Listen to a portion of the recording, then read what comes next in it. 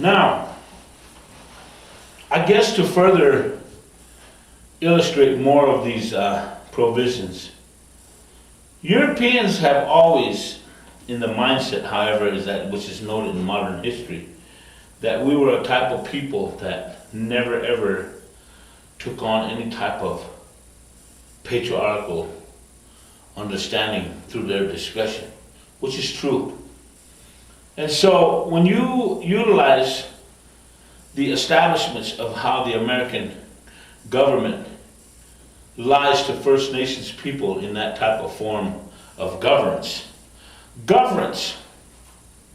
So let's kind of contemplate on that briefly, because according to one of the laws that was implemented, when the Indian Reorganization Act of 1934 was implemented by Felix Cohen, really Americanizing the white man's ability to utilize scholars in their own virtues of respect. It is a clear consciousness that we, the Sioux, organized themselves and had a system in place. And so when it became a popular involvement of really asserting the international laws that give credence to the independence of a nation, we've been governed by a matriarchal system. And so many people today, contrary by popular opinion, the Constitution was understood as a supremacy clause. Okay? Therefore, many people that take on understanding saying that the treaties were ratified and whatnot, I beg to differ, because they never were rescinded.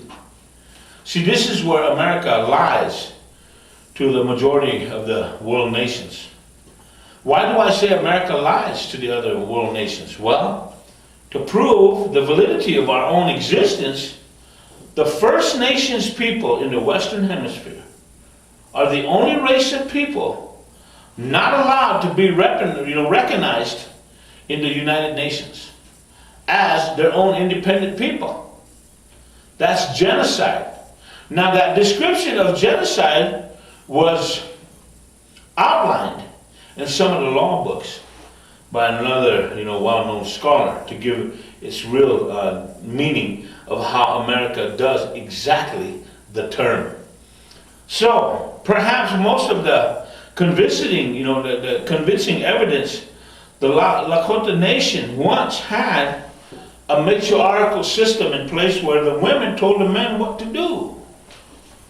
So today, when you look at the treaties, not once does America really see that the women took their signatories and implemented in ink and on paper. Why? Why did they want the woman in there? Because it was easy to destroy women through chemical dependency, alcohol and drugs, educational dependency, and most of all, by implementing Eurocentric behavior. So today, our women do what? They wear pants in a patriarchal form. They lost the ability to utilize their most sacred form of appearance, called wearing a dress. And there are 3 women still outside that still have their dresses on and never replace them with a pair of pants. And I bet you ask someone of indigenous heritage that question, they couldn't answer it for you. But indigenous men can. Even though they accuse us of being, brutal, abusers and, breaking the codes of law and working our women over, we were taught that too at the discretion of Eurocentric man.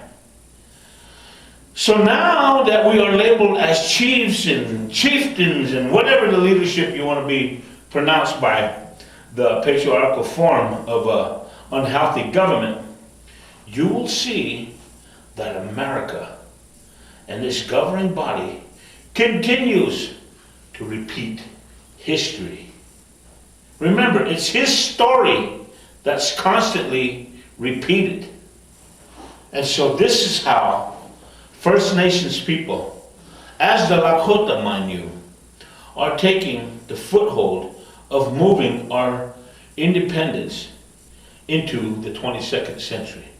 We are the only race of people that unilaterally withdrew in the year 2007.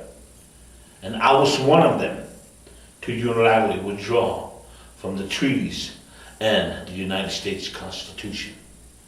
Because never in the history of the eyes of the beholder known as the Eurocentric man has he ever protected my rights to freedom, independence, sovereignty, and most of all, this man has never, ever left me alone to do what I need to do to survive in my own country as a free man, according to his acts and his constitutions through his executive orders. My treaties are still intact because we still try to enforce them to this godforsaken day in the year 2014.